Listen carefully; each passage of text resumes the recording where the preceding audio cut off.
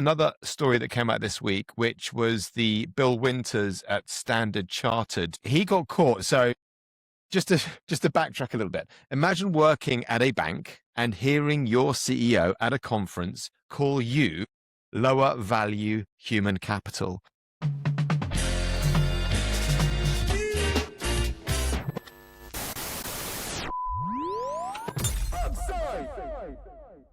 Which is effectively a version, should we say, of what was said. Standard Chartered is a UK-based global bank employing around 82,000 people, most of them in back office roles, and they are looking to be more efficient, so they're looking to cut staff. I wanted to balance this with the UK news story this week about NEETs, which is not in education, employment, or training. So the UK has hit 1 million people, 1 million NEETs. It's a 12-year high. So is AI to blame? It feels a bit AI washy. Where would you, are you a Bill Winters sympathizer or what? He probably needs to have a word with his PR team, or his PR team needs to have a word with him. It doesn't seem like it was that elegantly done. The truth is, companies have been investing in technology and used that to create efficiencies since time immemorial. They also have problems with performance management. We know, right? It's sort of steady as she goes. And then every few years they wake up and say, oh gosh, we actually haven't been very good at managing out on lower performers. And now we need to do a bigger thing, right? And then they'll do a reduction in force and they'll get rid of 5, 10, 15,000. And it's always feels like a bit of a tragic way to do it because it becomes like this huge thing as opposed to something that's more organic. But the truth is, Lloyds did a big riff in 2014. There was kind of 9,000 jobs cut on the back of a £1 billion digital investment. NG, they cut 7,000 in 2016. JP Morgan, they said they had kind of the new coin investment in 2017 that they said saved them 1,000 lawyer hours through automation. Banks have been investing in automation forever, and now AI is just the latest thing. Way pre-AI, right? This is way pre-AI. This is just technology.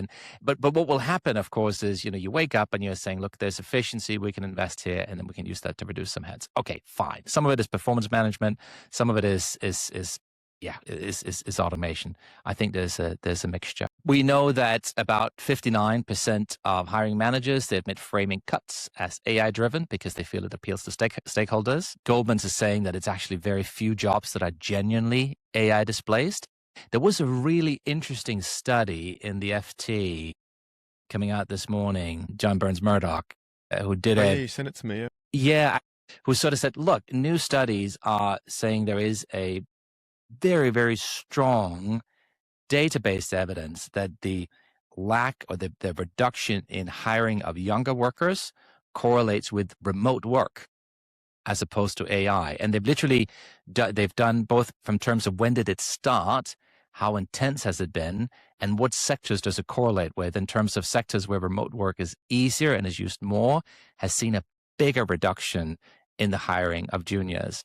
And the theory there is, look, when you hire juniors, they are, of course, super smart, but they don't know very much about how the business runs. And so they need a lot of training to make them productive. And a lot of that used to happen, organically in the office. But if everybody's remote, it's much harder and it doesn't work as well. And therefore, companies are not investing as much in hiring people for those roles. So, what's the truth there? We don't know yet necessarily. What we do know is that, and this is coming to your point about the NEETs, they're not in education or in employment or training. And we have a lot of that in the UK now, sadly. A lot of young people, more than 1 million, are in that category. It's a 12-year high. 61% of them have never had a paid job. And what we also know is that a lot of that correlates with it has becoming a lot more expensive to hire young workers. The cost to hire somebody on the minimum wage, kind of an entry-level worker to a hospitality job or similar, has gone up over the last 6 years by 53%. Yeah, not smart. 53%, right? And then we are surprised that businesses are not hiring more people.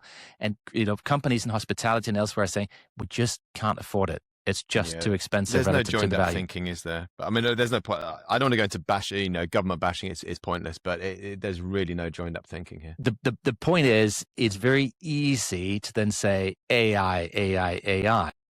But it turns out Which is a compounder, right? I mean, it is part of the challenge, and it will continue to be part of the challenge, but it's not all of it, you're saying. Yeah, I actually think it's probably a pretty small proportion, because when you look at it, a lot of this started well before AI could have had any impact. And it correlates much better with other things like the cost of employing people, of remote work, and other aspects. So yes, AI will be an augmentation, an automation, an efficiency generator like other technologies before it. But we can't find evidence yet that AI is displacing masses of workers. The data just doesn't stack up. Yeah. Interesting.